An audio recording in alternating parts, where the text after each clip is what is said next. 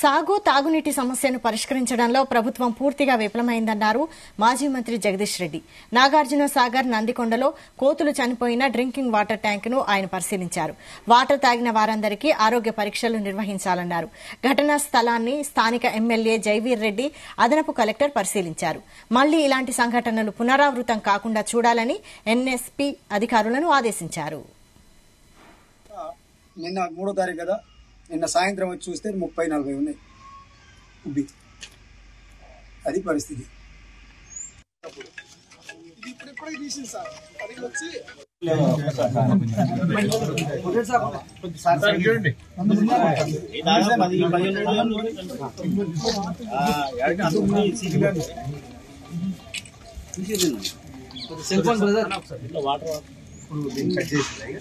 ఇప్పుడు కట్ చేసి లైన్ మారుస్తుంది.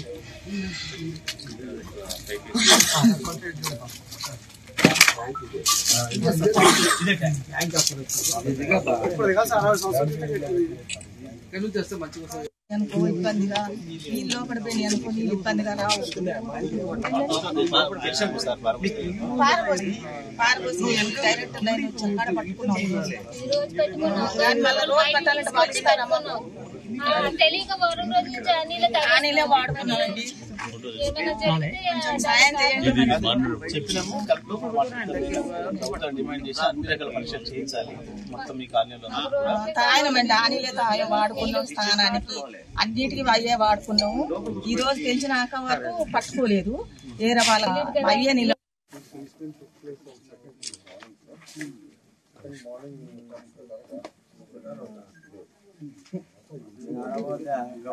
Now what we are doing is, instead of supplying direct pipeline, okay.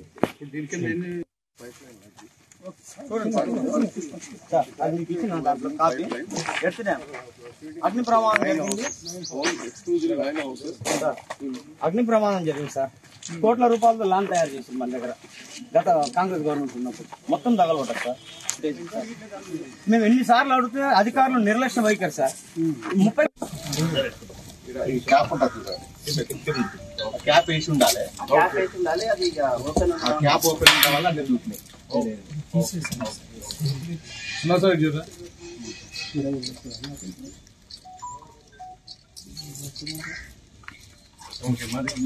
కూడా ఎవరికి తెలియదు.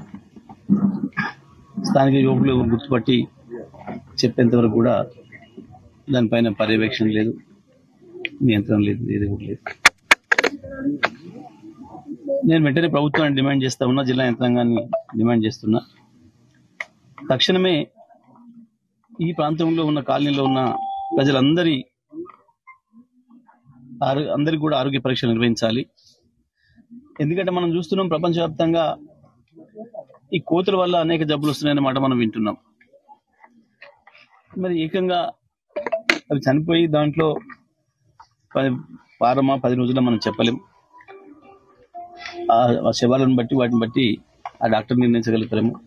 40 కోతులు వాటర్ ట్యాంక్ లో ఎండను తట్టుకోలేక నీళ్ల కోసం వాటర్ ట్యాంక్ కున్న రేకులను తొలగించి ఆ నీళ్లు తాగేందుకు ప్రయత్నం చేస్తున్న తరుణంలో అవన్నీ ఆ నీళ్ల ట్యాంక్ లో పడి చనిపోవడం జరిగింది.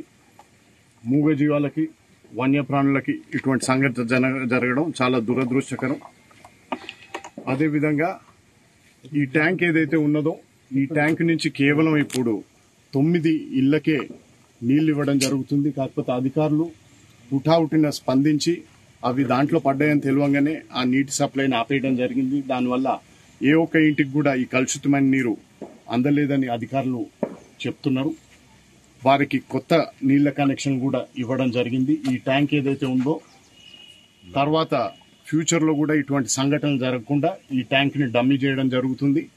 ఇటువంటి ట్యాంకులు ఇంకా లేకుండా వన్యప్రాణులకు గాని మూగజీవాలకు గాని నీరందేందుకు ఎక్కడికక్కడ చిన్న చిన్న ట్యాంకులను కట్టియమని కూడా అధికారులకు ఆదేశం ఇవ్వడం జరిగింది. కొండగట్టులో ఏదైతే ప్రమాదం జరిగి మనుషులు చచ్చిపోయినరో వాళ్ళని చూసేందుకు వెళ్ళని నాయకులు ఇప్పుడు కోతులను ఏవైతే